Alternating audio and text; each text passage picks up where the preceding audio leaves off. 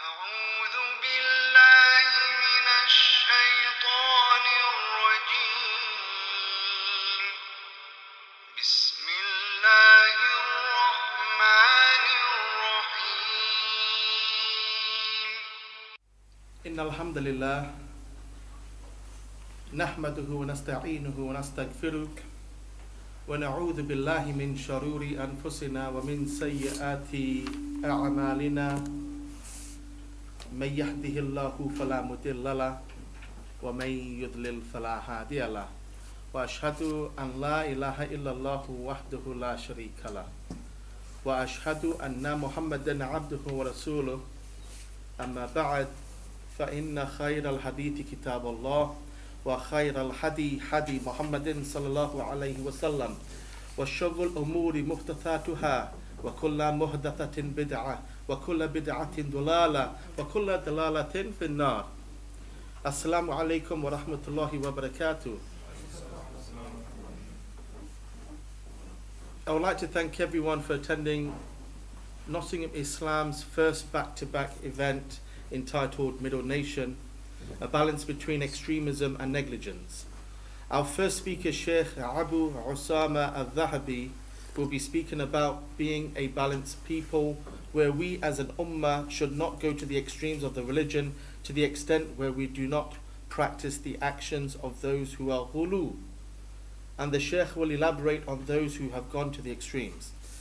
And our second speaker, Ustad Abu Hibban, will be speaking about our negligence in upholding at-Tawheed and recognizing the importance of not just studying it, but implementing it as well. There will be food served for all of our guests that attend today right after the lectures have finished. And at some point today, the charity called Solace, who helps revert sisters in difficulty, at some point they'll also be making an appeal, a collection for their charity. We will now open the lectures with some Quran recitation by our young brother Mahfoud. Bismillah, Mahfoud, Jazakallah khair. أعوذ بالله من الشيطان الرجيم سيقول السفهاء من الناس ما ولاهم عن قبلتهم التي كانوا عليها قل لله المشرق والمغرب يهدي من يشاء إلى صراط مستقيم وكذلك جعلناكم أمة وسطا لتكونوا شهداء على الناس ويكون الرسول عليكم شهيدا وما جعلنا القبلة التي كنت عليها إلا لنعلم من يتبع الرسول ممن ينقلب على عقبيه وإن كانت لكبيرة إلا على الذين هدى الله وما كان الله ليضيع إيمانكم إن الله بالناس لرؤوف رحيم. The foolish among the people will say, what has turned them away from the Qibla, which they used to face? Say, to Allah belongs the east and the west. He guides whom He wills to a straight path. And thus we have made you a just community, that you will be witnesses over the people, and the messenger will be a witness over you. And we did not make the Qibla which he used to face except that we might make evident who would follow the messenger, from who would turn back on his heels. And indeed, it is difficult except for those whom Allah has guided. And never would Allah have caused you to lose your faith. Indeed, Allah is, to the people, kind and merciful. Jazakallah khair, brother Mahfoud. Okay, Ikhwan. Shaykh Abu Usamah ad-Thahabi embraced Islam in 1986 and went on to studying in the Islamic University of Madina for 8 years, where he graduated from the College of Da'wah and Usool-ad-Din. Shaykh Abu Usamah has been very active in Da'wah since the day he embraced Islam. He has been the Imam of various masajid in the US and the UK. Alhamdulilah, his zeal and eagerness in conveying the true message of Islam has led him to many parts of the world, delivering lectures and seminars, as well as translating for many scholars and du'at from the Arab world. Shaykh Abu Usamah has been blessed in studying with some of the greatest scholars of our time, to name a few: Shaykh Umar Fulata at the Rawda of Masjid al-Nabawi, Shaykh Abdullah Muhammad al-Ghunayman, Shaykh Abdul Muhsin al-Abbad al-Badr, and Shaykh Saleh al-Fawzan. He was also very fortunate to have spent 2 summers in intensive study under Shaykh bin Baz and Shaykh Ibn Uthaymeen, and Shaykh Abu Usamah was affected by the da'wah of the world-leading scholar Shaykh Muhammad Nasiruddin Albani. So without further ado, I give you Shaykh Abu Usamah. Jazakallah khair. Bismillah ar-Rahman ar-Rahim. Alhamdulilah wa kafa. صلوات الله والسلامه على نبينا المصطفى المجتبى وأشهد أن لا إله إلا الله وحده لا شريك له وأشهد أن محمدا عبده ورسوله صلوات الله والسلام عليه تسليما كثيرا أما بعد. I want to thank the brothers here who are responsible for this organization for inviting me here for the first time to talk about this serious issue. And we ask Allah Azza wa Jalla to put it in their scales of good deeds and to bless their dawah, to make it a dawah which is in the middle, a dawah that is balanced, not too far to the right, like the mutashaddideen, the people rough and tough, people who are not tolerant. Not only are they not tolerant of the non-Muslims, but they're not even tolerant towards Muslims. And also a dawah that is far away from the other extreme, the extreme of falling short of the mark. Many people have a misunderstanding about what extreme is in Islam. And as Muslims, we have to realize that everything that we see here, what we believe, we have to put it through the filter of our religion. We don't allow other people, other ideas, other concepts to be the issues in which we're going to determine what's right and what's wrong when the religion of Islam is the filter. So in today's world, because of the media, extremism is usually understood and attached to people who go overboard. White, black, Arab, non-Arab, Muslim, Christian, Jew, people who go overboard. They're extreme, and that's true. They made the mujawaza of the Hajj. They're supposed to be in the middle, but they went too far overboard to the right. That's true. But also, extreme is the one who goes too far to the left, doesn't pray, drinks khamr, can't see Islam in the individual. They do whatever they want to do. So you have this thing in Islam called al-ifrat wa tafrit. You're going too far overboard over here, or you're not doing enough. It is not Islamically acceptable for any of us just to look at people who are going overboard and rough and tough, and we criticize that, and we don't like that. That's true, you shouldn't. But you can't neglect the other side as well. We all have to make a jihad, a struggle, an effort, not to be from ha'ula'i and not to be from ula'ika.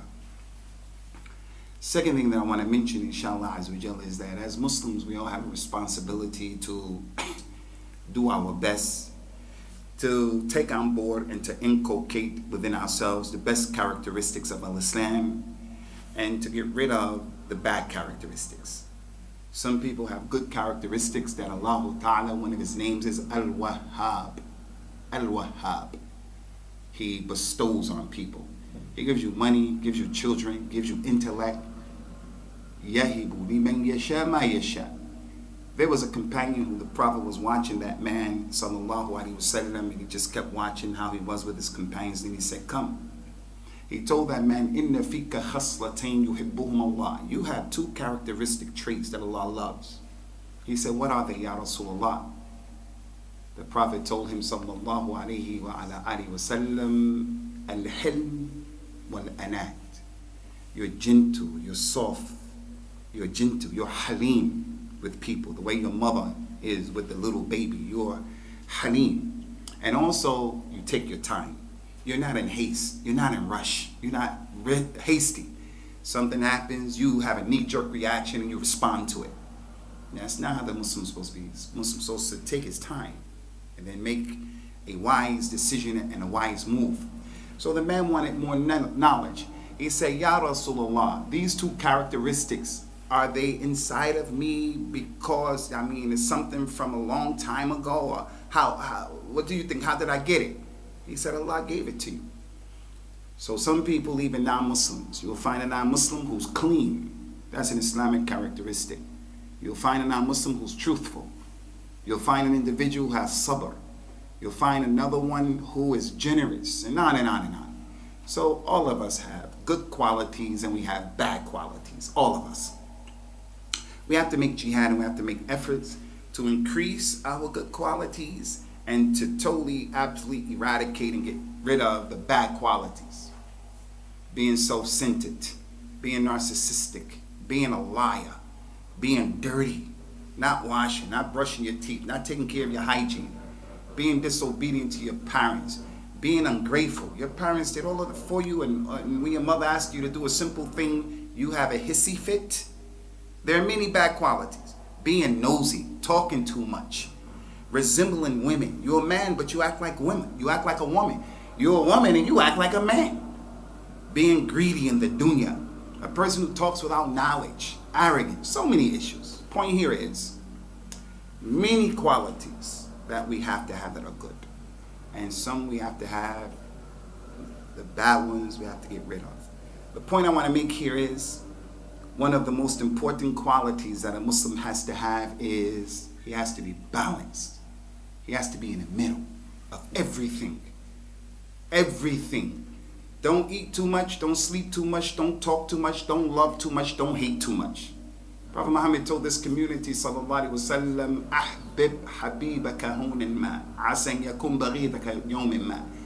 Love the person who you love moderately, because the day may come that they become your enemy. And hate the one you hate moderately, because the day may come where they become your habib. So some of the people in Mecca, in Medina, they used to hate Rasulullah sallallahu alaihi wasallam when his da'wah first started. They hated him with a passion. If they were given an opportunity to harm him, they would have harmed him in a second. But as time went on, and some of them embraced Islam, they loved him more than they loved their own selves. So you can't go overboard in your love or your hate. Lady is in a relationship, in a marriage, where the husband is slipping out of the back door. He's doing all kind of crazy things, beating her up, all kind of crazy things.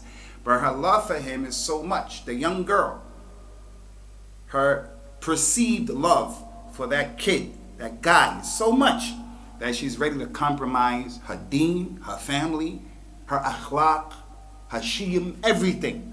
No, you can't love people overboard like that.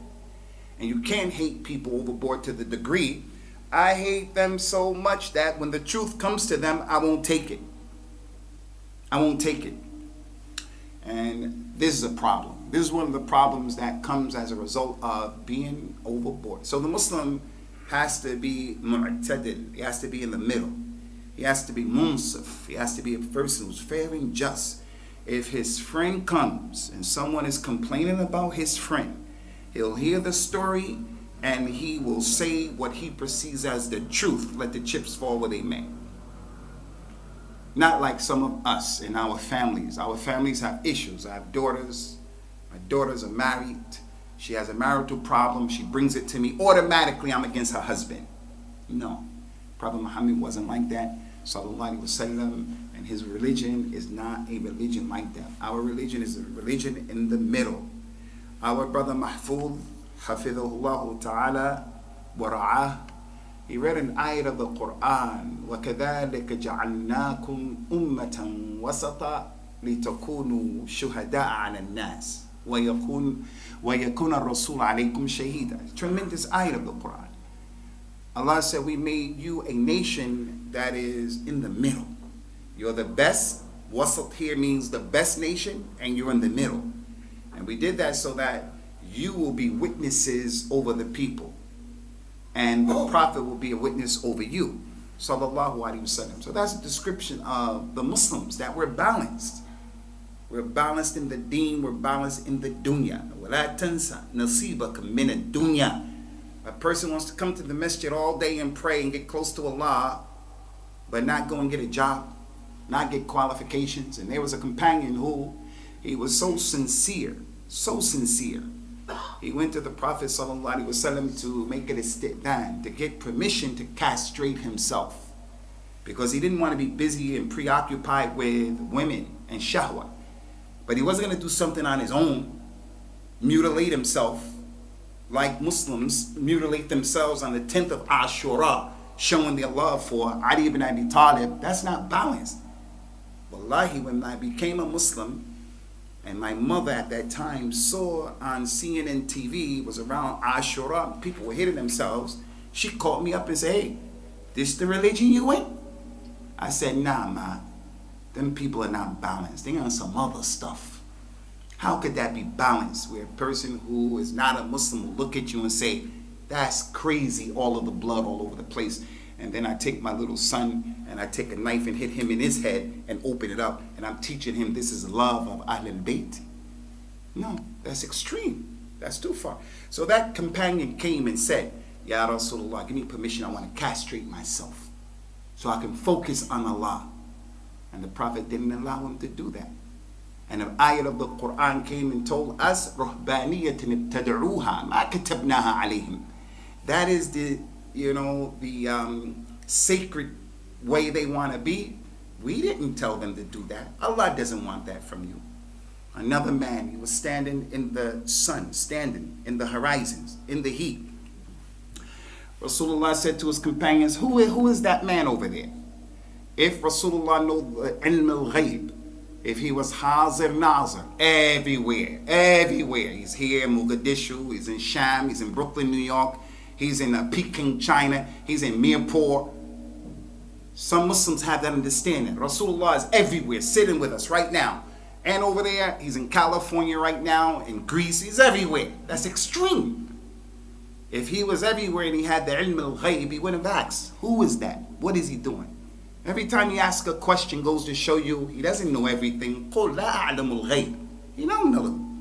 Who is that? They said, that's Abu Israel, Ya Rasulullah, one of your companions. Abu Israel. He made an oath, to stand up in the sun. To stand up. Not to talk to anyone. And to fast. So he's going to stand up. He's going to fast. He's not going to talk to anyone. And he won't sit down. When Prophet Muhammad heard that, he said, sallallahu alaihi wasallam, go and tell that man, tell him to sit down. Tell him to get in the shade and get out of the sun. And tell him to talk to people. And tell him to continue his fast. Because the only thing he was doing correct from the deen was fasting. All of the other stuff is not from our religion. Islam doesn't want you to stand in the sun. Like some Muslims when they perform Hajj, a long time ago in the 80s when I accepted Islam, if you perform Hajj back then, you get in your bus to drive from point A to point B. Someone came up with the bright idea, let's cut the whole top of the bus off. So that we go from Medina to Mecca and the sun is hitting us in the head for a 18-hour trip. So by the time we arrive in Mecca, when we get off of the bus, people look at the masjid and they're overwhelmed seeing the Kaaba for the first time. But as soon as they get off the bus, they fall down and we all fainting because heat exposure. Is that what Allah wanted from the people? He wants you to persecute yourself. Now, some of you will listen to this example and say, yeah, that's extreme. We can't do that. Tell that man, sit down, talk. What is he going to do if he took an oath not to speak and someone says, Hajj, Alhamdulilah? He's just going to look at him and like, what is he going to do when the person says to him, Assalamu alaikum? It's not our religion. Sit down, rest, get out of the sun, talk to the people, and continue the fast. That's the only thing that you're doing that's halal and from the deen. I went to India. In India, I saw a man. His arm was in the air like this, and it was crooked, and he had long fingernails. I asked the people, who is that? What was his story? He was a monk, Sikh priest. He took an oath to walk around for the rest of his life. He took an oath, I'm going to keep my arm up in the air. So as a result of doing that for such a long time, his arm became stuck. And then it started to grow and it was deformed. and all of these long nails came out. And if you see him, you say, La hawla wa la quwwata illa billah. Ish hada? Adab. But what are you doing? And all of us as Muslims, because he's a Sikh and he's not from us, as Muslims, we can look at him and say, that's insane. That's insanity. But we have some practices, we have some beliefs that are not balanced like that as well. Things where we hurt ourselves, like some of our elders, and we're going to come to that inshallah. Some people fast in the month of Ramadan who shouldn't be fasting. Who shouldn't be fasting. And then you have those people who should be fasting and they're not fasting. Ala kulli. The Muslim has to develop within himself balance. Don't be a workaholic. Even if you have your own business, don't work all day. Don't be one of those people who everything is about your family. Look what happened with two of the companions, radiyallahu anhuma. Abu Darda and Salman al-Farisi, two tremendous companions. Prophet Muhammad made them brothers in the beginning of Islam after the Hijrah to Medina. They were brothers living in the same house, although they were not biological brothers. To save money, economics dictated that. Abu Darda was a big zahid. He was really a zahid, one of those companions that was known for his aestheticism. He wasn't into the dunya. He wasn't paying attention to his wife, so his wife wasn't dressing nicely. He left her. No attention was being paid, so she left herself. So Abu Darda and Salman al-Farisi, they went to, Abu Darda was the owner of that house. Salman al-Farisi came in. He put some food in front of him, and Salman got ready to eat. He said, "You're not going to eat?" He said, "No, I'm fasting." Salman said, "I'm not going to eat if you don't eat." So he broke his fast, they started eating. They went to bed for Salat al-Isha. After they went to bed, they woke up in the middle of the night. One of them, Abu Darda, woke up. Only after sleeping for an hour, he woke up. "Hey, let's make Qiyamul Layl." Salman said, "Not now. Go back to sleep." He went back to sleep. After an hour and a half, woke him up. "Let's get up Qiyamul Layl." He said, "Not now. Still too early. It's not even Nusf al-Layl. It's not even halfway through the night. Go back to sleep." He kept doing that until finally, when it was time to wake up, the Thuluth al-Akhir, the last third of the night, 45 minutes before Fajr, 1 hour before Fajr, it's the best time to get up for Qiyam al-Layl. But what happened was, because he kept getting up, he was overwhelmed and he was sleeping. So the other one, Salman, woke up at the right time, and he went to him and he said, "Now it's time." So they got up and they prayed Qiyam al-Layl. They went to the Prophet's masjid, prayed Salat al-Fajr, and then they went to the Prophet ﷺ, and this is the shahid. Salman and Abu Darda. Abu Darda said, "Ya Rasulullah, this is what transpired between my brother Salman and myself. Is it true? Is it right what he said?" Prophet Muhammad said, "Yes, and I hope you guys remember this hadith for the rest of your lives." He told Salman, or he told Abu Darda, the one who was a zahid, abid, "Inna li rabbika alika haqqa, wa inna li ahlika alika haqqa, wa inna li nafsika alika haqqa, fa'ati kulli dhi haqqin haqqahu." Your Lord has rights over you.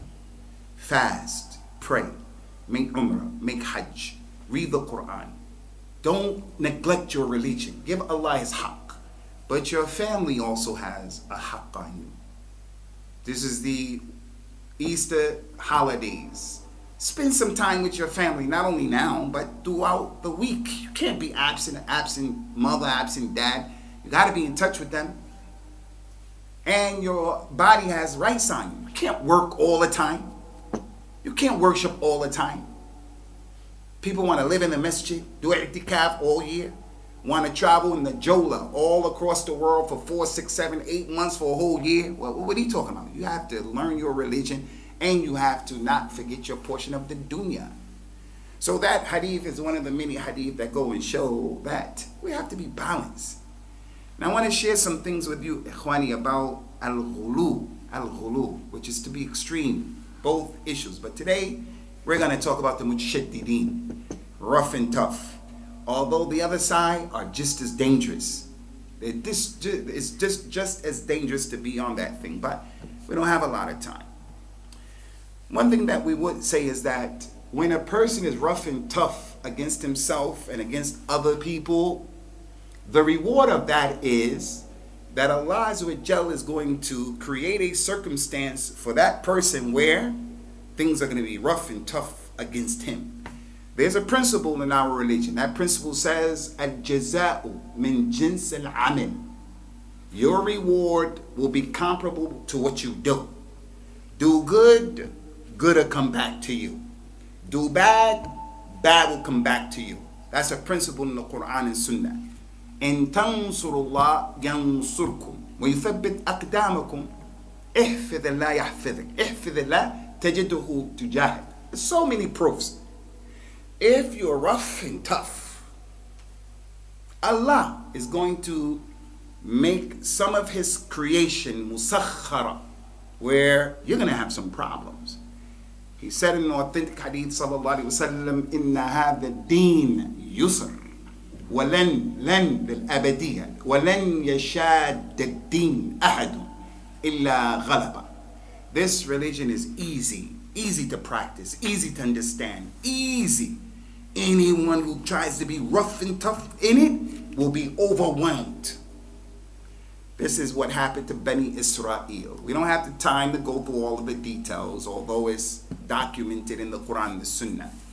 Allah said, for an example, وَإِذْ قَالَ مُوسَى لِقَوْمِهِ يَا قَوْمِ إِنَّكُمْ ظَلَمْتُمْ أَنفُسَكُمْ بِاتِّخَاذِكُمُ الْعِجْلَ فَتُوبُوا إِلَى بَارِئِكُمْ فَاقْتُلُوا أَنفُسَكُمْ ذَلِكُمْ خَيْرٌ لَكُمْ عِنْدَ بَارِئِكُمْ فَتَابَ عَلَيْكُمْ إِنَّهُ هُوَ التَّوَّابُ الرَّحِيمُ. And remember when Musa said to his people, Bani Israel, hey Bani Israel, you Yahud, you oppressed yourselves by worshiping this calf when I went up on the mountain of Tur. He says, so you have to make Tawba. How do you make Tawba? Kill yourselves for your Lord. That is better for you with your Lord. And he is a Tawwab Rahim. This ayat of the Quran in Surah Al-Baqarah goes to show when Bani Israel made mistakes, the way that they had to make Tawbah was by killing themselves. In this masjid right now, and Allah knows best, all of us are guilty of a lot of sins. Some of us, sins that are greater than others. Sins we don't want other people to know about. Some serious sins. There are people from our ummah who, they made zina. They were married, adultery, drink khamr, smoke crack. Some people murdered people. They steal, they rob. Uquq al-walidain, not praying, make shirk, all kind of stuff. But in our religion, if a person wants to make tawbah, all he has to do is make tawbah. Stop doing what you're doing and ask Allah to forgive you. And the Prophet says, sallallahu alaihi wasallam, at-tawbatu tujubbu ma kana qabl. At-ta'ibu min adh-dhanbi kaman la dhanba lahu. Anybody who made tawbah is like he never ever made a sin at all. Inna Allah la yaghfiru an yushraka bihi wa yaghfiru ma duna dhalik liman yasha. As long as you don't make shirk. Even if you didn't make tawbah and you died on La ilaha illallah, you're under the mashi'ah of Allah. If he chooses, he'll punish you. If he chooses, he'll forgive you. No one has anything to say about that. No one. That's with Allah. So if someone didn't make tawbah, Allah may forgive him. Why? Because he used to fast every Mondays and Thursdays. Allah may forgive him. Why? Because he saved a dog. Allah may forgive him. Why? Because he gave dawah and someone became a Muslim. The point is, all the person has to do is make tawbah within himself. Have nadam, I'm sorry I did that, and he stops. We don't have to kill ourselves in order to be forgiven. So why did it wind up on them like that? Because they were rough and tough on themselves. They were rough and tough on themselves. Even right now, the Hasidic Jews, right now, they must be in this city and other cities. The practicing Jews, the Hasidic ones with the curls and the black and all that, when they eat their food, which is kosher, they have to have special knives to cut the meat, cut the food. Special priest has to come to bless the food. They have a ta'ammuq. Their religion is tough. Today is Saturday, the Sabbath. They can't ride in a car. They can't go up a lift. Anything with electricity, they can't do that. They can't participate in it. It's like he's fasting from everything. How can you fast from everything? In Islam, the battle of Badr was in the month of Ramadan. The month of fasting was the battle of Badr. So my point here is, the Yahud, they were rough and tough on themselves. So as a result of that, Allah subhanahu wa ta'ala, He rewarded them with the akuba that was rough and tough. And that's just an example. When they used to fight and make jihad during that time, they couldn't take the ghanaim, the spoils of war. They couldn't do it. They would gather up everything they took from the enemy, back up, and Allah would send a fire from the sky and destroy it. But Allah allowed Prophet Muhammad in this ummah to take the ghanaim. We can use it. But they couldn't before. So many issues of difficulty that they used to have. So my point is, this is a problem that happened to the people who went before us. And then Allah Ta'ala sent to Bani Israel, Ahlul Kitab, the whole world, Prophet Muhammad sallallahu alaihi wasallam. He said, as you all know, Surah Al-Baqarah, again at the end of the surah, two very important ayat that you should read in the morning and in the nighttime. But part of that dua is the statement, رَبَّنَا وَلَا تَحْمِلْ عَلَيْنَا إِسْرًا كَمَا حَمَلْتُهُ عَلَى الَّذِينَ مِنْ قَبْلِنَا. Don't make things difficult for us in our religion the way it was difficult for the people who went before us. Meaning the Yahud, because of what they did. So Allah sent to the people Rasulullah sallallahu alaihi wasallam with the religion that makes things easy. وَمَا أَرْسَلْنَاكَ إِلَّا رَحْمَةً لِلْعَالَمِينَ. He's a rahmah to everybody. A rahmah to the non-Muslims who make shirk with Allah and don't worship Allah correctly. A rahmah to the elders. A rahmah to the youth. A rahmah to the one who was a mudhnib. He made a sin. He's a rahmah, sallallahu alaihi wasallam. To the malaika, to the jinn, to the whole alameen.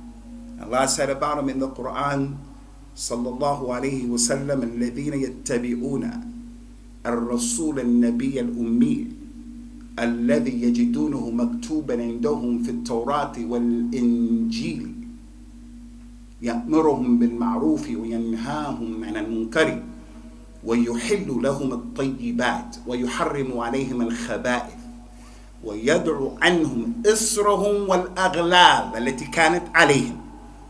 He is the messenger and the prophet who can't read and write. He's ummi. They found him written in the Torah and the Injil. Musa, Isa told about him. Salawatullahi wassalamu alayhi.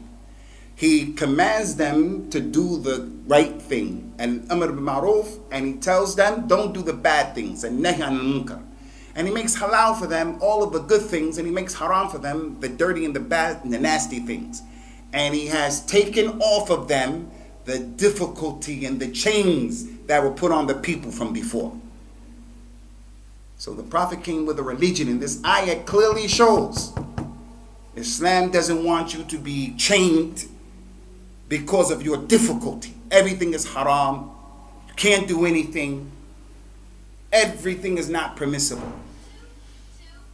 So as it relates to the issue of that ayat, it goes to show people were doing this ghulu for a long time. And one of the reasons why people fall into extremism is because it is part of how Allah has created us. That if you don't do something about it, your nafs, the way you are, the fitrah, if you don't do something about it to make the muqawamah, if you don't try to struggle with it, you can become extreme this way or that way. It's natural. It's part of our fitrah. It's like the way you love your mother. You don't have to go to school to love your mother. You don't have to learn that. It's automatic. It's the way you love your daughter. It's automatic. The way you love each other, your family, your wife. It's automatic. This thing is put in your fitrah. You don't do something about it, you'll go too rough or you'll go too tough.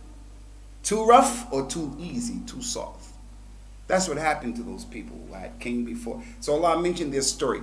But it didn't start with Bani Israel. The reason why I said this from the fitrah is that if you look even further than that, during the time of Nuh, Prophet Muhammad said that Noah, salawatullah wassalamu alayhima, he said that Noah was the first messenger.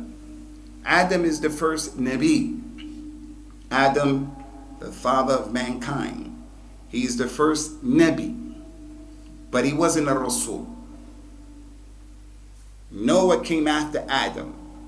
He was the first Rasul sent to the people. A person who was sent to call the people to come to the right way. Adam was a Nabi, a prophet, telling them because they were already on the right way. They made mistakes. Adam's son killed his brother. They made mistakes. They made mistakes because Adam went to the tree. They made mistakes, but they didn't make shirk. So they didn't need a Rasul to come to them with a message. They had the Nabi telling them, Adam. But then what happened was, the people started making shirk. And shirk was introduced to Bani Adam. Shirk was introduced to the people through extremism, going overboard.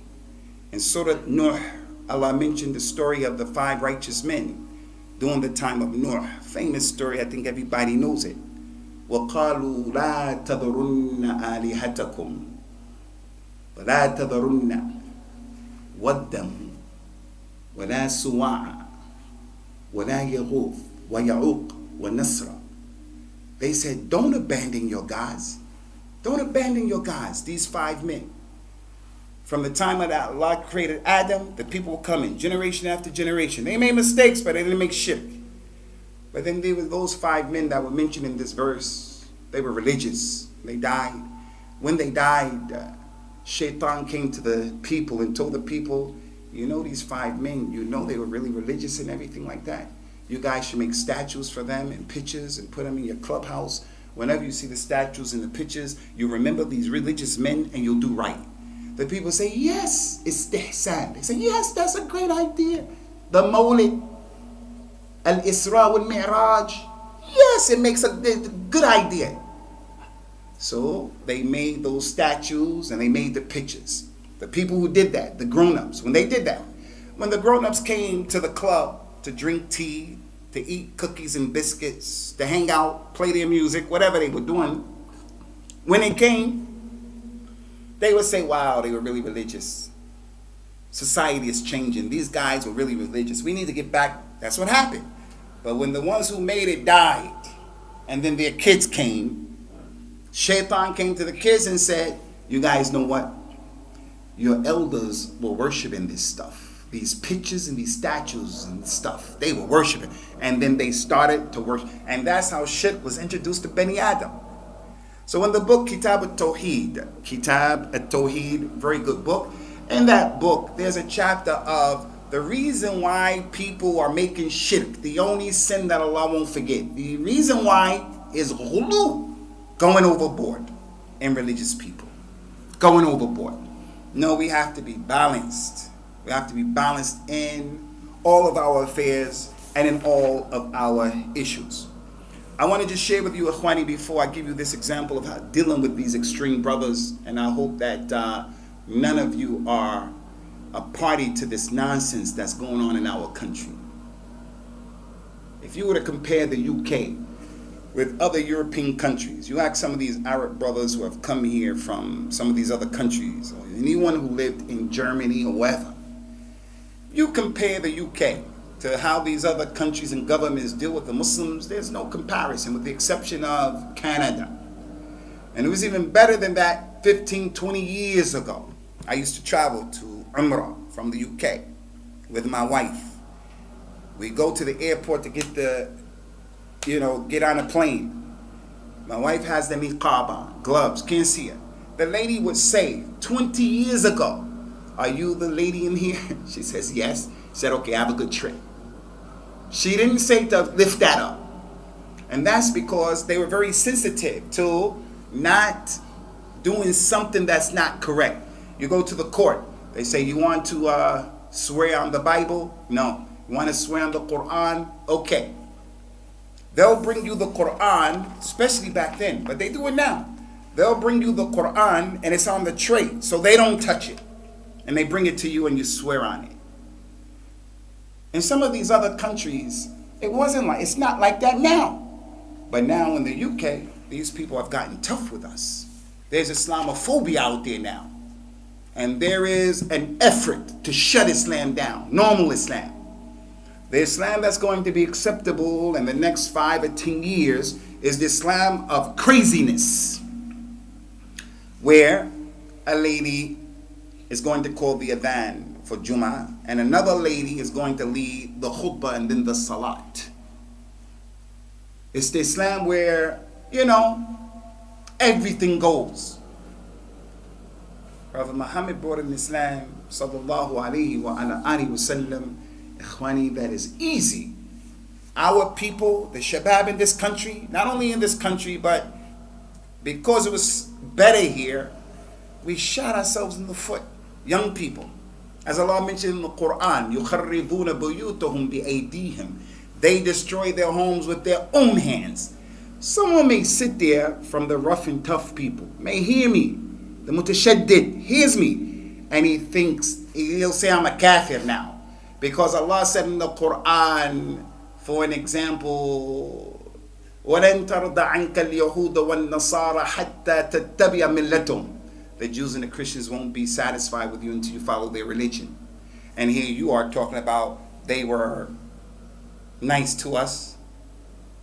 I believe in that ayat. What I'm saying is, back then, the way they dealt with the Muslims was easier than how they're dealing with us now because of this rough, tough approach to al-Islam. We're making more problems than we're helping. We're helping this situation. So let us take a look, ikhwani, at the religion that the Prophet brought, sallallahu alaihi wasallam. And you remember the ayat previously that Allah said He sent Him to take off of us the chains and difficulty. He said about Himself when He used to want to send some people to give da'wah, He would choose this brother, this brother, this brother from His companions, and He would tell them, come, come, come. And then He would inform them of their mission.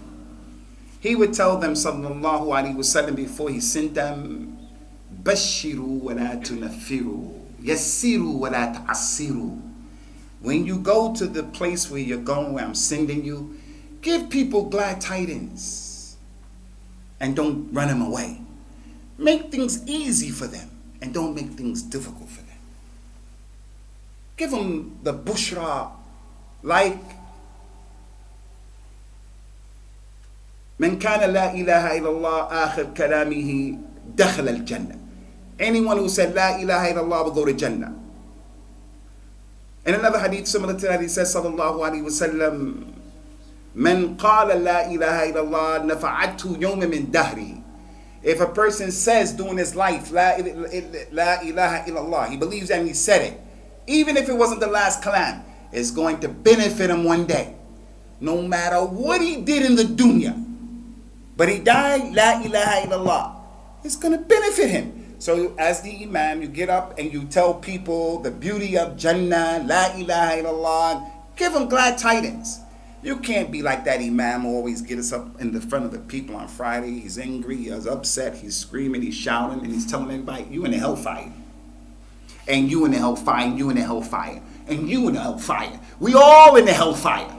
And this is what happened with a group of people from the Khawarij. Imam ad-Thahabi, rahmatullahi ta'ala, mentioned a man in his book, Sir Alam al-Nubala. His name is Muhammad Ishaq al-Wardi. From the ulama of Islam, he had been affected by the Khawarij, the da'wah of the Khawarij. We're the Muslims and no one else is a Muslim. This man was walking around the Kaaba with another Khariji friend. They went to perform Umrah, and both of them were the people who make takfir. You're kafir, you're kafir. We're the awliya of Allah. They were going around the Kaaba. So the man said to him, do you know all of these people at the Kaaba right now? None of them going to go to Jannah, none of them. Allah created the Jannah, and only me and you are going. None of them are going, only you and me. When he heard that, and he was on that stuff. But when he heard that, it didn't register with him. It didn't resonate. He said, do you mean to tell me the Jannah whose width is like the heavens and the earth? Allah created it. And in it is what no eyes have ever seen, no ears have ever heard. Allah created it. And only you and me are getting in it? He said, yes, wallahi. He said, well, you can have it. I don't want that Jannah. You can have it. And he left that dawah because he knew He knew Jannah is only for you and me, man. Only you and me, and that's it. Who exists like that, walking around like that? Everybody is off it except you and I. So the deen that the Prophet brought, sallallahu alaihi wasallam, is a deen that makes things easy. He warned the Muslims of being from those people who run the people away. Allah mentioned in the Quran, ayat upon ayat, يُرِيدُ اللَّهُ بِكُمُ الْيُسْرَ وَلَا يُرِيدُ بِكُمُ الْعُسْرَ. Allah wants ease for you in your religion. He doesn't want difficulty on your religion. He doesn't want to make things difficult for you in your religion. يُرِيدُ اللَّهُ أَن يُخَفِّفَ عَنْكُمْ وَخُلِقَ الْإِنسَانُ ضَعِيفًا. Allah wants to make things light for you because mankind has been created weak. If we were to travel from here to Mecca, this group right here, we're going to go to travel to perform an Umrah. When we leave to perform Umrah with our women and our children, some of us can do a lot and some of us can't do a lot.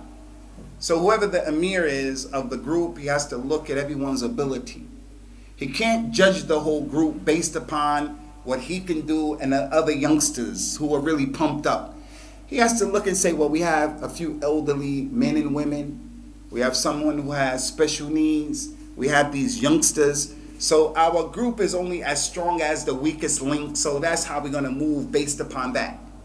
After all of that traveling, leaving Nottingham, going all the way to Jeddah, traveling from Jeddah, we traveled to Mecca. The trip took a long time. We're very tired. But when you come to Mecca, the adrenaline starts pumping and you see the Kaaba. We all arrive at the hotel and we have to take a consultation. Hey guys, what do you want to do? Should we go upstairs and get some rest and make Umrah tomorrow, or should we go right now? A lot of the young people are going to say, we want to go right now. Right now. But those of us who are older and those of us who are experienced, we're going to say no. Because we have women with us. And some of the women, they have issues peculiar to women. And plus they're weak as well. They're not as strong as you. We have these youngsters who are with us. And then when we try to talk to the youngsters about slowing down, pump your brakes, relax, they sit at the table and break it in half. Boom! The Prophet said, the believer that is strong is better and more beloved to him than the believer that's weak. We say, yeah, we believe that, but that doesn't mean we all can't make Umrah tomorrow.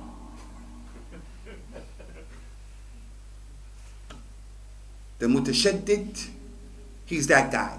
And it's not just that, Ikhwani. It's the guy who never smiles. He's always upset. He's always angry.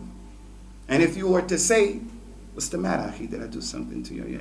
Say, no, it's all right. So why are you looking like that? Why do you greet people like that? It's always. And the leader of the hardcore people, the Khawarij, his name was Dhul Khuwaisira. He grabbed the Prophet like this, sallallahu alaihi wasallam, and said, Ya Muhammad, give me some more money. One of the companions, Umar, said, Ya Rasulullah, let me chop his head off. He's a munafiq for grabbing you like that and accusing you. You don't want to be just. Prophet Muhammad took his hand. And Prophet Muhammad could have bent his hands and his wrist and popped them off, broke them, because he had the strength of 30, 40 young camels. Prophet Muhammad was a strong person, sallallahu alaihi wasallam. He wasn't weak. That's why he could pray all that time. That's why he could fast all that time. That's why he can handle Al-Isra wa Mi'raj as a trip. He was strong. He could have taken the man's wrists and popped them and broke them so that all of the people could see, don't touch me again like that. But he didn't do that. He just grabbed the man's hands and pulled it off. Let the man go. And told the people, give him some more. And then he left. Prophet Muhammad said, it's going to come from this man's loins. He's going to be responsible for some descendants of his will come. They'll go in the religion and out of the religion the way the arrow goes in and out of the game when you shoot it, very quickly. He was the father of those rough and tough people. That he comes to Prophet Muhammad and says to Prophet Muhammad, you are not fair. You are not just. Muhammad, give me some more money. You're not being fair. And that's what happens. Being judgmental. So he brought a religion that he told the people, Inna fikum munaffirin, from you are those who run the people away.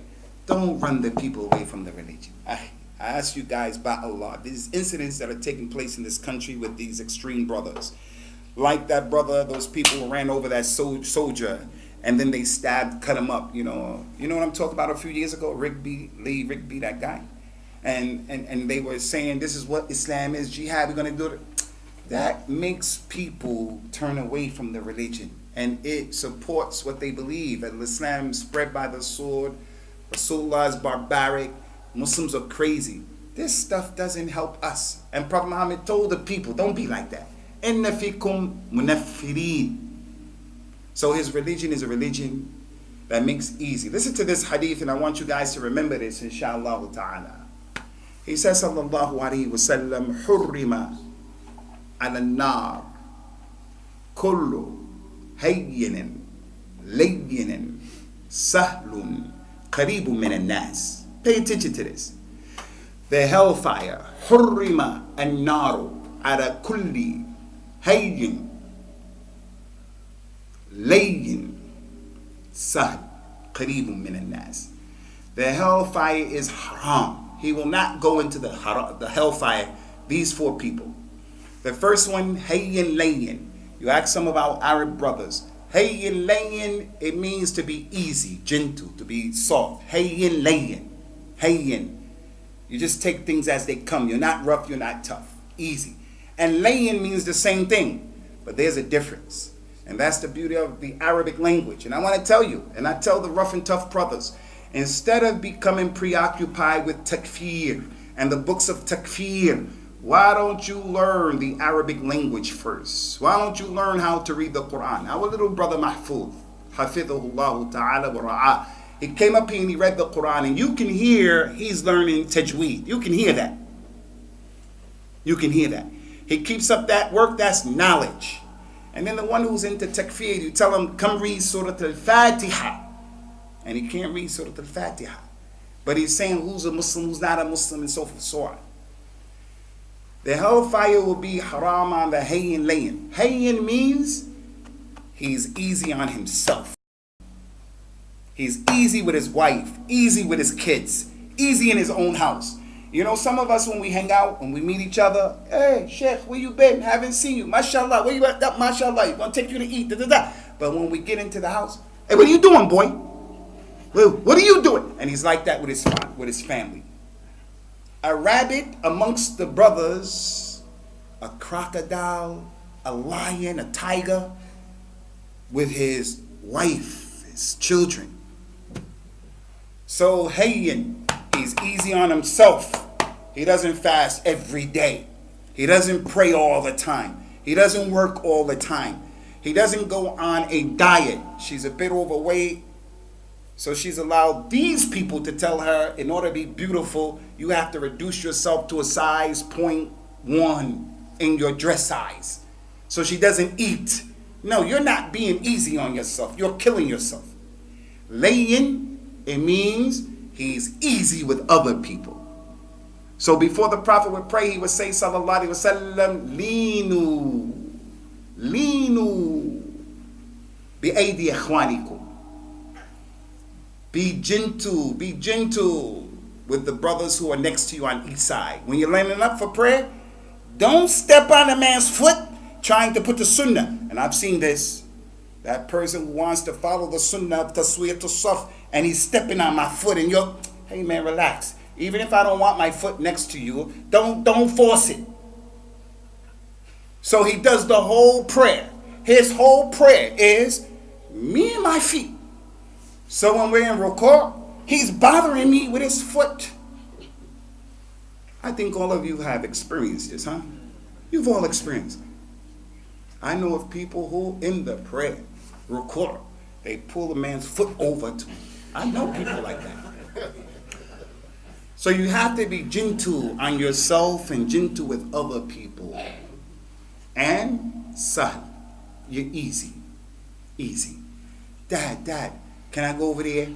Dad, can we get some ice cream? All right, no problem. Dad, no problem. Okay, like that.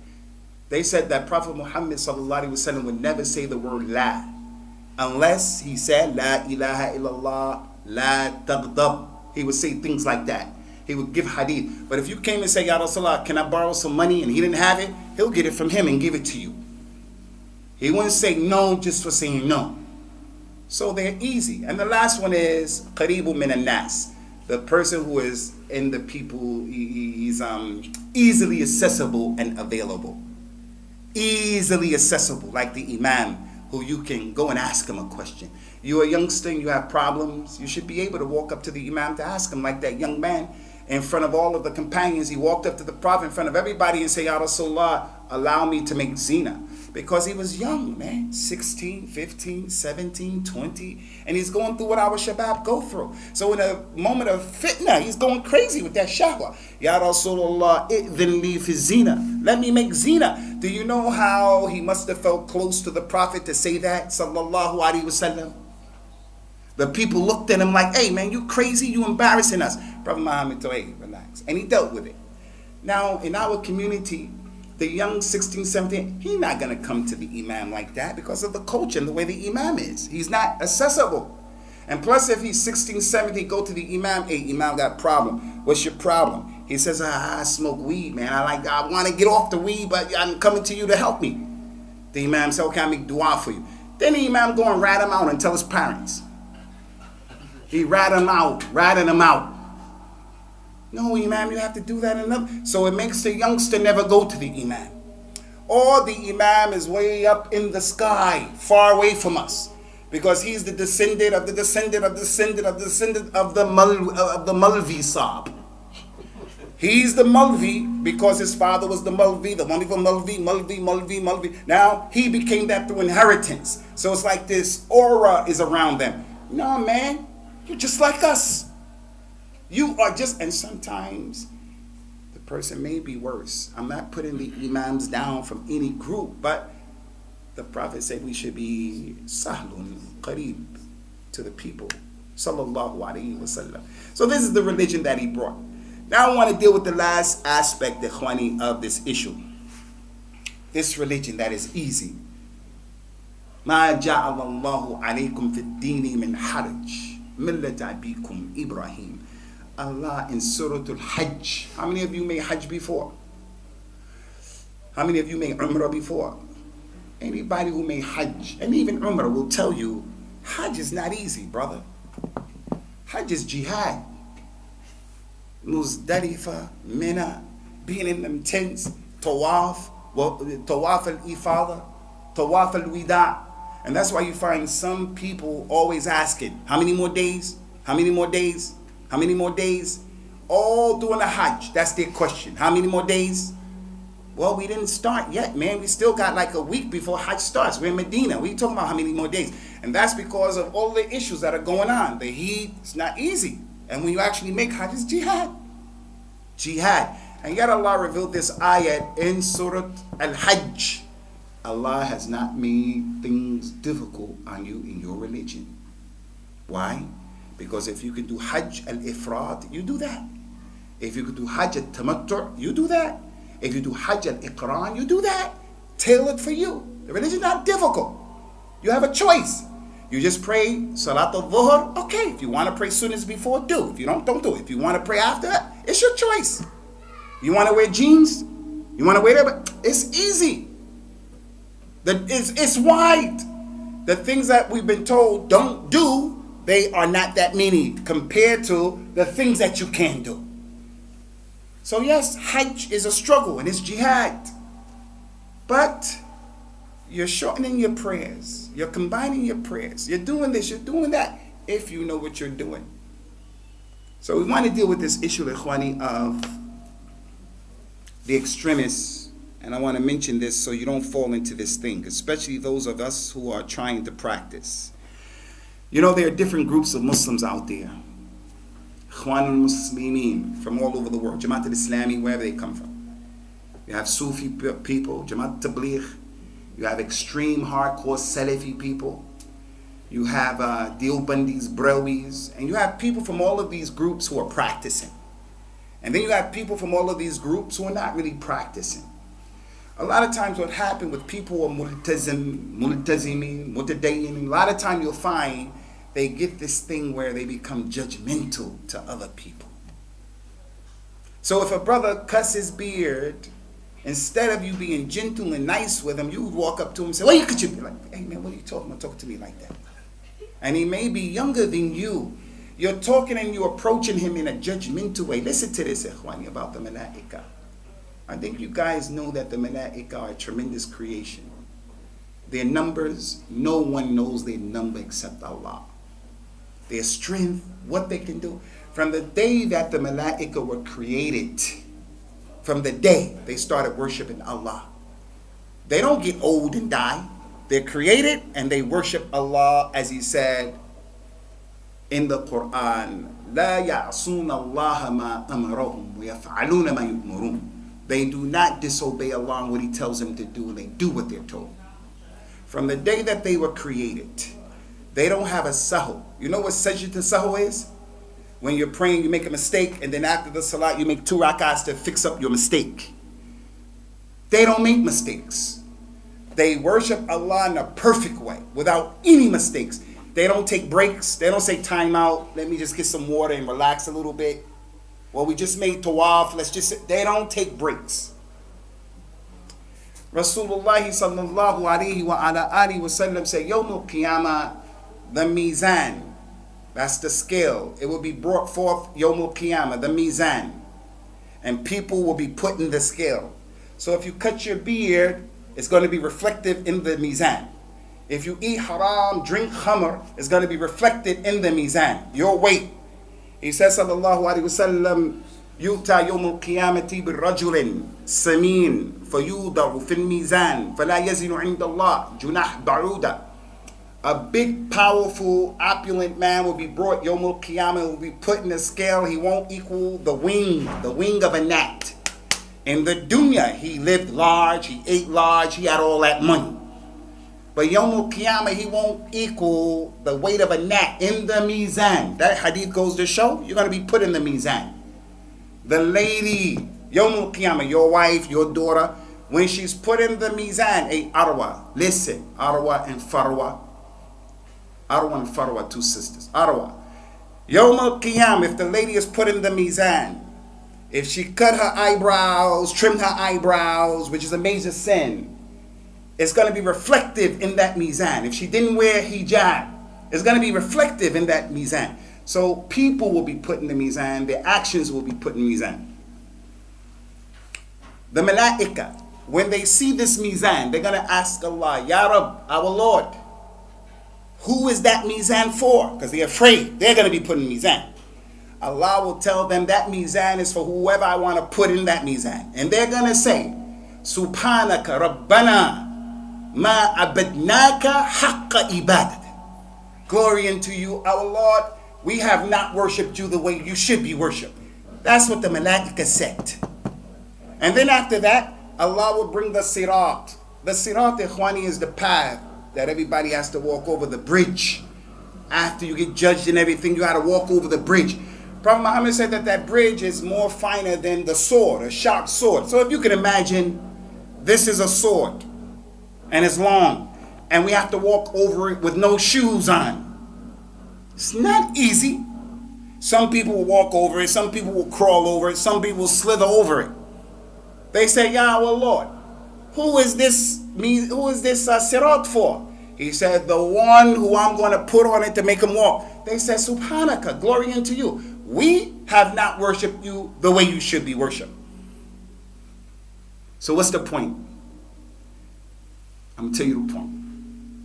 Prophet Muhammad said, right now in the heavens, there is a sound that is squeaking, like if somebody is walking upstairs and you can hear them walking on the floorboard and you can hear it squeaking. He said, right now that is making, you can hear that sound. They said, what is it from, Ya Rasulullah? He said, up in the heavens, there's not a place where you can put 5 fingers like this, except every place in the heavens, there is an angel making sajda to Allah, ruku to Allah. So because of the sheer weight of all of those malaika, the heavens are making that noise that we can't hear.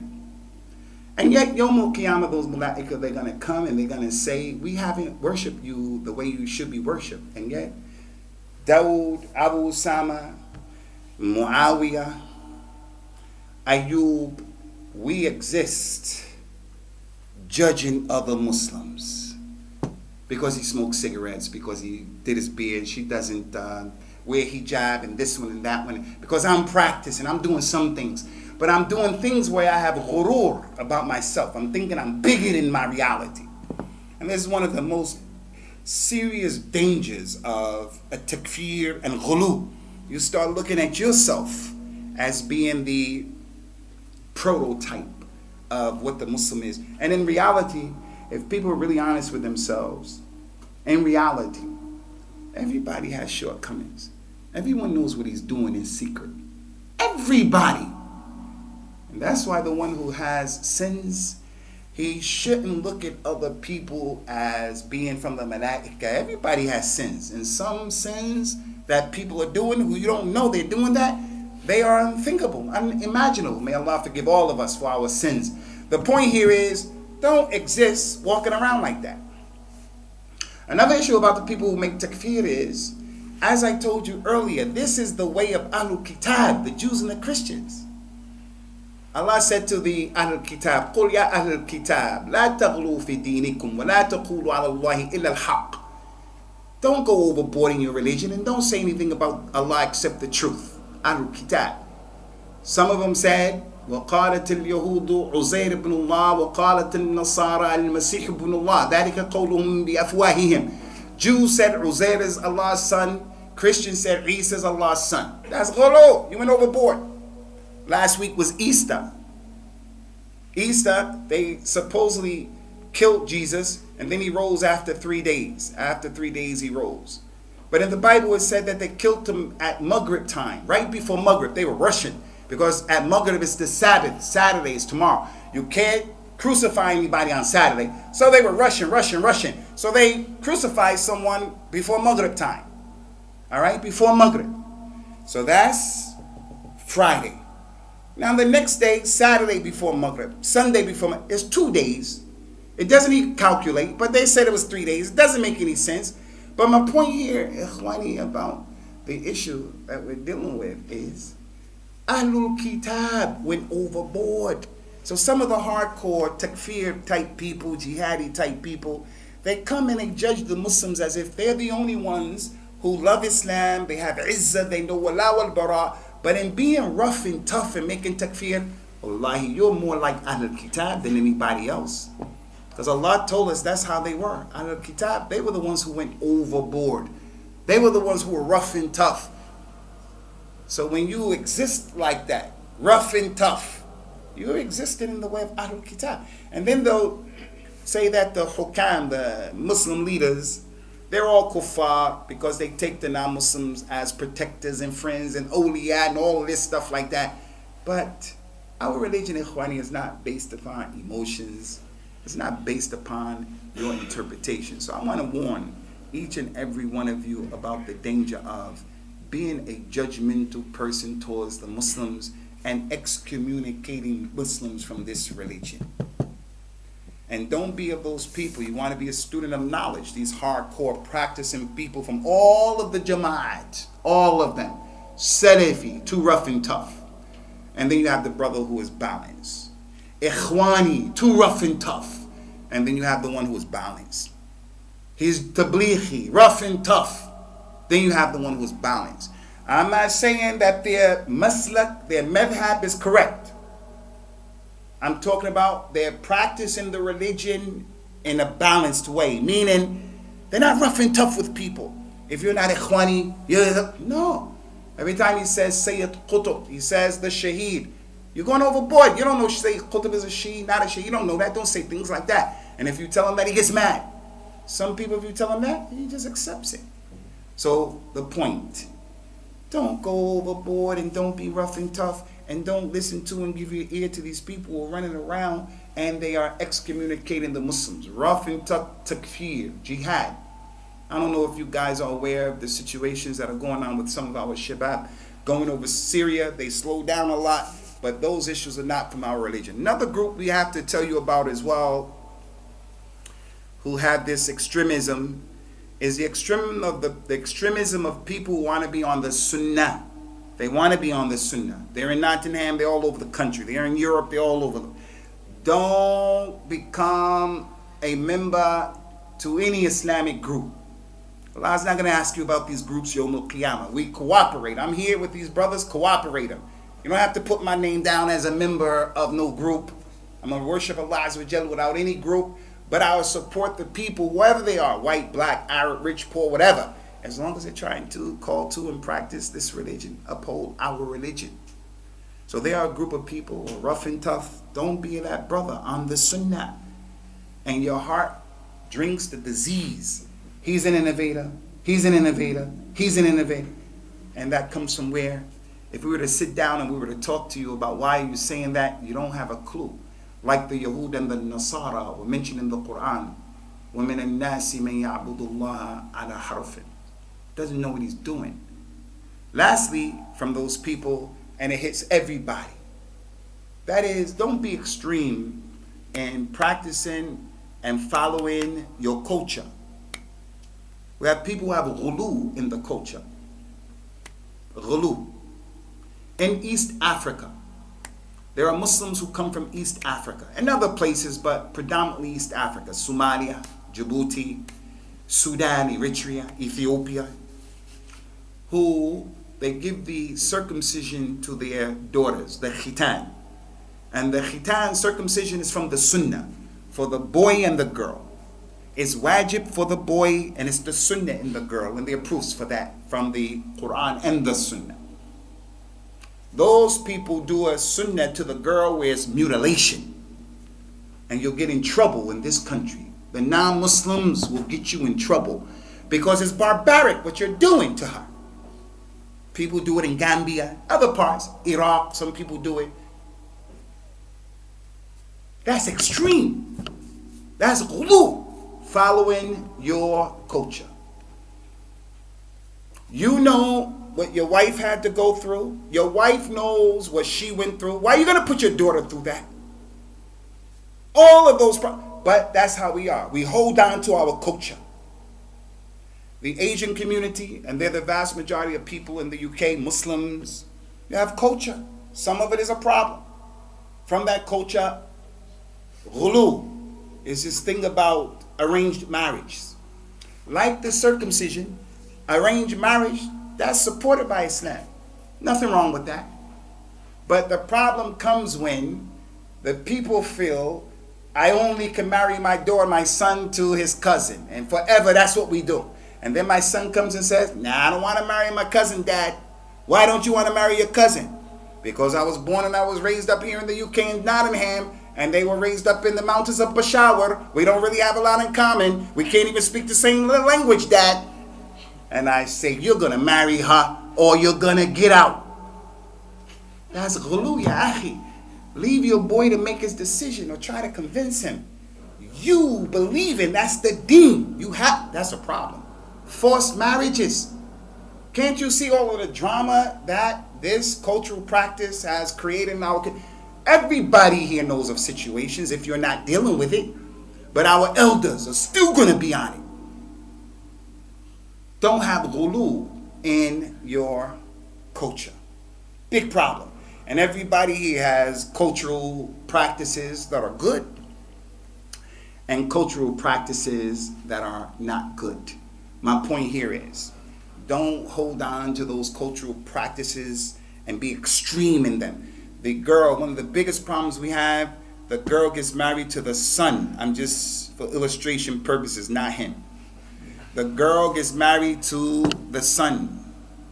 Once she gets married, to save money, the son is living with his moms and his dad. He doesn't pay any rent. He gets food, clothes washed. He just got to stack up his cheddar. He's just stacking up his cheddar to make a move. So the girl comes and lives with her husband in his dad's house. In that house, he has 4 brothers, some married, some not married. So his wife goes, she has to wear hijab all the time in that house, if she has some deen. Not only that, she has to, the culture, she has to serve the mother, serve him, serve his brothers. She has to. And if there's any drama between her and the rest of them, her and the mother, her and his sisters, everybody's going to gang up on her. Although she's their niece. And it's from the culture because it happens too much. It happens too much. I'm not saying it's haram for him to live with his dad or the girl to live with his dad. I'm not saying that's haram. I'm saying the culture. That girl is not a slave. She's not a khadima. You know where we come from in Africa, we come from Pakistan, the Arab world. You can find a servant to work for you in your house on the cheap. You can find someone to work. You can find a driver. We treat that girl as if she's working in our house, like back in where we come from. And it comes from what? Comes from the culture. And if she dares to say, hey, this is not right, I don't like it, I'm pregnant, this is killing me, they'll say you have no adab, you have no manners. And then they'll talk to the other community members and relatives, say she got bad akhlaq. You see how she is? So, ghulu, going overboard. We have it in a lot of things. Just stay balanced, inshallah ta'ala. And the fact that we read every day guide us to the Sirat al-Mustaqim. What's the Sirat al-Mustaqim? It is the middle path. Not the path of those people who went too far, the Yahud. They had knowledge, they didn't work by it. And not the path of the other people who didn't do enough, they went far. They didn't have knowledge and they worked based upon ignorance. That's why I'm telling you, ghulu is not just the ones who go to the right. The Muslims are in the middle. Sirat al-Mustaqim. That's Islam. The way of Abu Bakr, Umar, Uthman, and Ali. May Allah be pleased with that. Sirat al-Mustaqim. The way of Tawheed. Al-Islam. Al-Ikhlas. That's the middle path. Ghayr al-Maghdubi. Not the way of those. They have knowledge, but they don't work by it. Or those people, they don't have knowledge, and they work based upon ignorance. So just stay balanced in all of your affairs. In concluding, I would like to say to the sisters in particular, all of you guys, your Islam is under threat. But I would like to say to some of the younger girls who are in university, 15, 16, 17, when it comes to this issue of love, if you guys, and you brothers too, you boys too, if you allow Hollywood, Bollywood, Nollywood, if you allow these people to create for you the concept of love, you're going to love too much and in the wrong way. That's not healthy. It's going to be dangerous for you. I took a coach one time called Megabus. You guys heard of Megabus before? I went from London to Birmingham and it cost me £1. So I wasn't going to pass that by. And the bus was nice. And they had a screen on the bus playing Bollywood movies. And the star of the Bollywood movies, the movie that was on, he drove up on a motorcycle, and they were in this building that they were constructing. So the building wasn't fully constructed. It was partially constructed. So you could see like a building that they're working on. So they're way up on the top floor somewhere fighting on these different levels, and this guy comes to save the damsel in distress. She's tied up. So he drives up in the motorcycle, and when the people saw him coming up, they were afraid, because you know how they go overboard with the heroes in Bollywood. It's too crazy. Not believable, man. And then just like that, out of the clear blue, they break out and start dancing for no reason. And people watch that, and that stuff is interesting. You guys are laughing. My boy will tell you, my boy is from Kenya. His relatives can understand the language of Bollywood movies because they watch that stuff. I know Nigerians who understand the language, Urdu, from Bollywood movies. The guy gets off of the motorcycle and he runs up. As he's running up, he's beating everybody up. He's beating up all the people. And then somebody took the lady and threw her out of the window. He beat everybody up, ran downstairs, and caught the lady. And they looked in each other's eyes. And she said something about Janu, and he said something about his thing, and it was a love. And my daughter wants to grow up and have that idea about a husband. No, girl, I want you to grow up with an idea of a husband who's going to pray 5 times a day. He has a degree. He's a decent human being. He's clean. He doesn't mind helping you. He's going to protect you. Don't come up with these spectacular superheroes who don't exist. And as a result of that, you do things and you compromise your izzah, your honor, your culture. stay balanced. This is what we're going to present today, inshallah ta'ala. May Allah accept it from us, accept it from you, and make it easy for us, easy for you. هذا وصلى الله وسلم وبارك على نبينا وعلى آله وأصحابه أجمعين. Jazakallah khair. Sheikh, did everybody enjoy that? Yeah. Alhamdulillah. Alhamdulillah. Okay, any questions before we pray Salatul Asr? Any questions? Just got a few minutes left. Inshallah. Khalas? Come on, Faisal. Sheikh, what's the best response to the people who constantly attack the rulers of the Muslim lands? It's a very prevalent question nowadays. That's a good question, my brother. There are people who constantly attack the rulers, and that's all they do. That's their day dinner. That's all they do. We say, just have to be balanced. You have to be balanced. You can't just talk about the same issue all the time. And this is an issue that has dalil. It's an issue that is knowledge-based. It's not something based upon your emotions. So, first of all, we get the rulers that are like us. Because if we had rulers like Umar, we wouldn't want them. Umar used to hit people who did not perform Salatul Fajr in the masjid. He would say, where you been the last few days? I overslept, or I just prayed in my house. He would hit you. So a lot of people would be getting hit if Umar was the ruler. He's divorced from his wife and he doesn't pay any money in child support. It's drama. Umar would say, hey, those are your kids. That's the aman. And Allah يأمركم أن تؤدوا الأمانات إلى أهلها ولا تخونوا الله والرسول وتخونوا أماناتكم وأنتم تعلمون. You're not playing it. Umar will hit you. The girl going out without hijab, Umar will hit that girl. Not hit you where he knocks you out over the head with something like that, but hit you like to make tawbih, to chastise you. So we got rulers like us. Number two, if you and I were the ruler and the thing was changed, most of us would be acting the same or worse. But because it's not like that, it's easy for you to be a Monday morning quarterback. He's this, he's that, because you're not in that position. But if you were in that position, many of us would be the same or worse. But the main thing that I would say, Akhi, is this is knowledge-based. And very quickly, there's a companion, his name was Hatim ibn Abi Balta'a, rahmatullahi alayhi wa radiyallahu anhu. He sent a letter to the non-Muslims telling them, Muhammad and his people are coming to get you in Mecca, get ready. So it put the non-Muslims on alert. They could have hid for the Prophet and killed him and his companions. What he did was bad. Jibril came and told them he sent a letter to Quraysh, and they're riding with the letter to let them know. Prophet Muhammad sent some companions, go get that. They brought the letter back, read the letter. And the letter, he was helping the kuffar against the Muslims. And he's going to destroy the Nabi. Probably they're going to kill Prophet Muhammad, Abu Bakr, Umar, Uthman, Ali. Prophet Muhammad said, what made you do that? He said, Ya Rasulullah, all of you, Abu Bakr, Umar, Uthman, you guys from Quraysh, I'm not from Quraysh. Back in Mecca, you have people who are taking care of your, safeguarding your interests. I don't have that.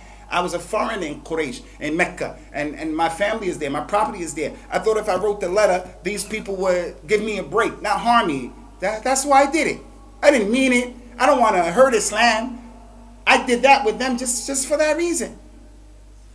Umar would say, Ya Rasulullah, let me chop his neck off because he's munafiq. What are you doing with munafiq? Umar had the sentiments that some people would have when they look at this issue. He's a munafiq. The ruler is a munafiq. Kafir. Look, he helped the kuffar. Look. Okay, so we understand your emotions. Umar felt like that. He's a munafiq. What he did is not right. Rasulullah told him, no, Umar. He's from the people who participate in the battle of Badr. They're the best Muslims. If anybody ever asks you, who are the best Muslims? It's the first 10 people promised Jannah, and then the people of Badr. The biggest war known to mankind. He's from the people of Badr. Maybe Allah looked at his deeds and their deeds and told them, do whatever you want to do, because they helped Al-Islam. So Allah forgave him. And then Allah revealed the first ayah from Surah Al-Mumtahina to test the women, non-Muslim women, when they come to us. The first ayah say, Ya ayyuhalladina amanu, la tattakhidhu aduwi wa aduwakum awliya, tulquna ilayhim bil mawaddati wa qad kafaru bima ja'akum min al-haqq. O you who believe, don't take my enemies and your enemies. Quraysh is your enemy and they're my enemy. Don't take them as awliya. And you give them love from your heart. You give them love. And they disbelieve in what you have received. This was revealed because of Hatim. But the Prophet didn't make Hatim a kafir. It goes to show. He goes outside of Islam. The person goes outside of Islam when he takes them as helpers and protectors, and he wants to hurt Islam, destroy Islam, and raise kufr, and the way of kufr, and the aqeed of kufr. It has to be something that's inside of him, in his heart, and it manifests in his hands. It just can't be something that manifests in his hands. Everybody here has some relationship with some non-Muslims.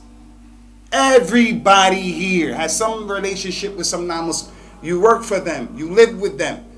You're learning from them. You're teaching them. So all we're saying is this ayah saying you took them as the awliya? No, on our limbs, we're doing those things. Our limbs. But our hearts are not trying to destroy Islam. So those leaders and those rulers, yeah, they jump into bed with any and everybody. They make money to protect their chair, to steal the money for their family. Oh, that's haram. But stealing is one thing, and going outside of Islam is another thing. So when they sign contracts for military bombs and this and that and this, they sign contracts. You can't come and say this is helping the non-Muslims to destroy Islam. You have, maybe it is, but what's in his heart? His heart may be, I love Islam, but I just want to make money. So there's another ayat that you have to put on that, and that's the statement of Allah Ta'ala, لا يتخذ المؤمنون الكافرين أولياء من دون المؤمنين. The believers do not take the non-Muslims as protectors and allies and friends other than the believers. Meaning, he didn't say ma'al mu'minin. He said min dunil mu'minin. There are some people, they put the ummah on the side. I'm going to work with these non-Muslims because I want to destroy Islam. I have nothing to do with them. Yeah, my name may be Majid. My other name may be Nawaz. That may be my name. But I'm putting all of them on the side. I don't want to have anything to do with them. I'm going to work with these non-Muslims to destroy Islam and to destroy the Muslims and to raise their situation. So that ayat says he took the non-Muslims as awliya and he left them. No. What many of those hukam do, some of them may do that, but I don't know, so I can't judge. And some of them may take the non-Muslims as awliya, but they also have Muslims as awliya as well. Ma'al mu'minin, not min dunil mu'minin. So we have to be balanced, ikhwani. And Allah did not make it your job or my job to go and make these types of rulings against people. He's a this and he's a that. Mind your own business and take care of your own business and learn your religion. And Allah is a'lam, a'lam. Jazakallah khair. Thank you very much, Shaykh Abu Usamah. We're going to close here now. We're going to pray Salat al-Asr, inshallah. After Salat al-Asr, Shaykh Abu Hibban will talk. We'll do the second talk, inshallah. سبحانك اللهم وبحمدك أشهد أن لا إله إلا أنت أستغفرك وأتوب إليك. جزاك الله خير. السلام عليكم.